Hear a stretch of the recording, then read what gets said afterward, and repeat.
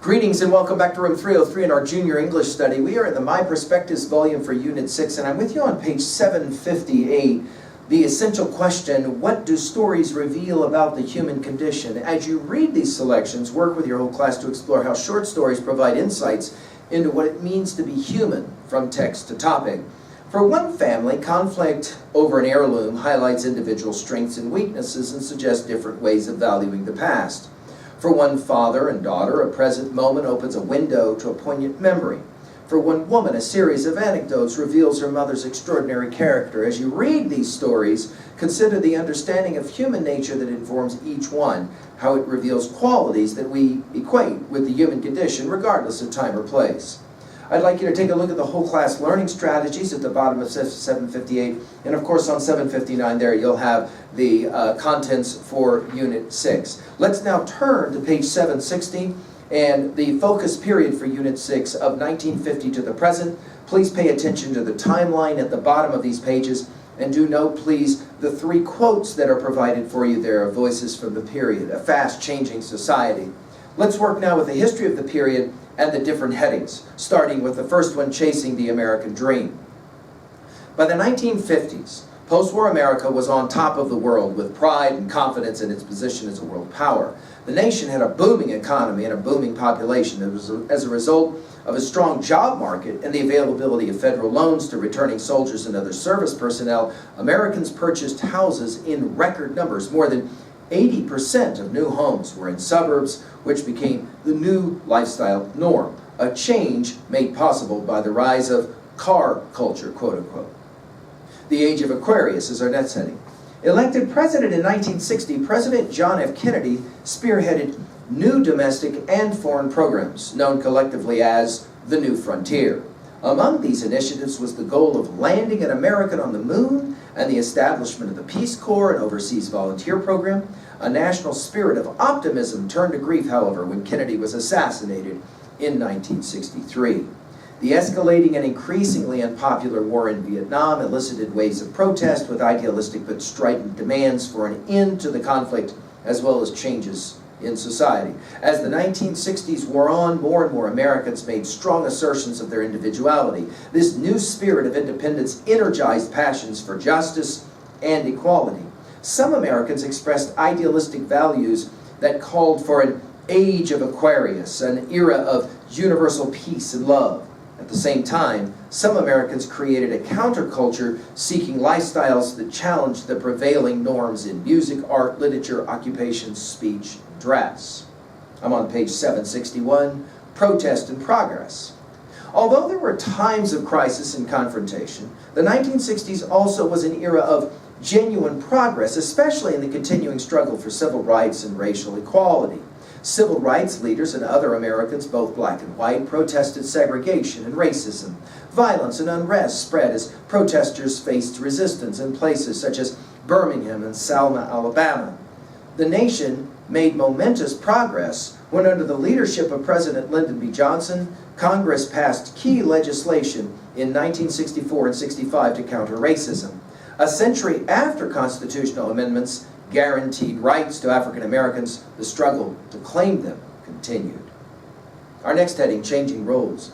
Throughout the 1960s, American women struggled for greater economic and social power, changing the workforce and the political landscape in the process. In 1970, thousands of women marched in to honor the 50th anniversary of women's suffrage.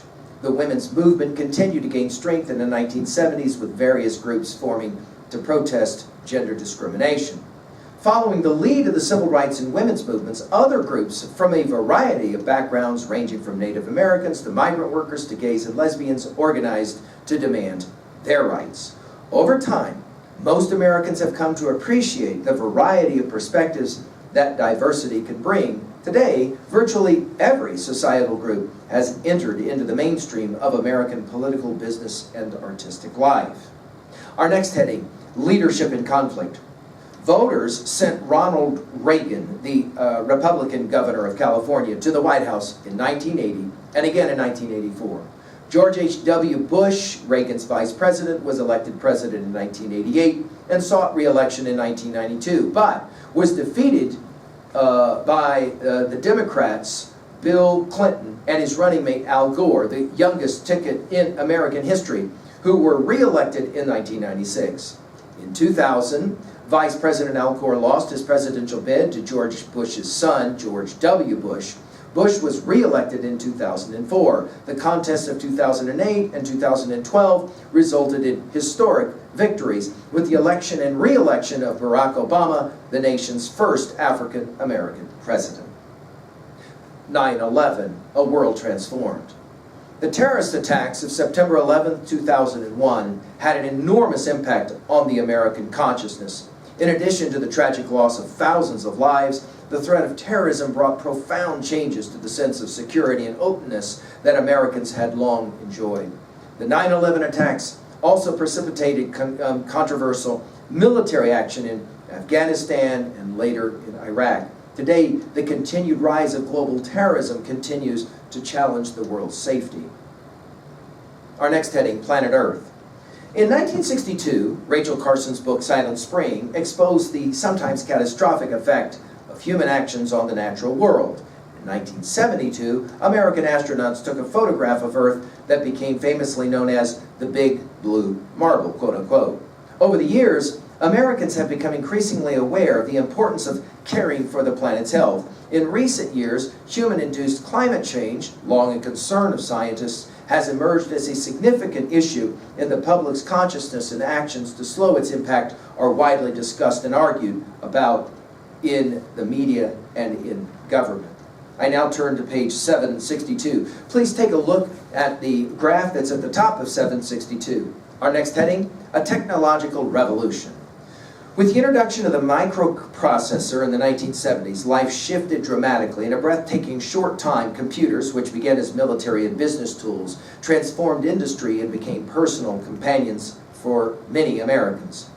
Ever smaller, faster, and easier to use technology via the internet can now electronically connect everyone with everyone, raising complex questions about privacy and personal relations. The new millennium, the last of our headings. Despite technological advances, traditional issues still dominate human affairs.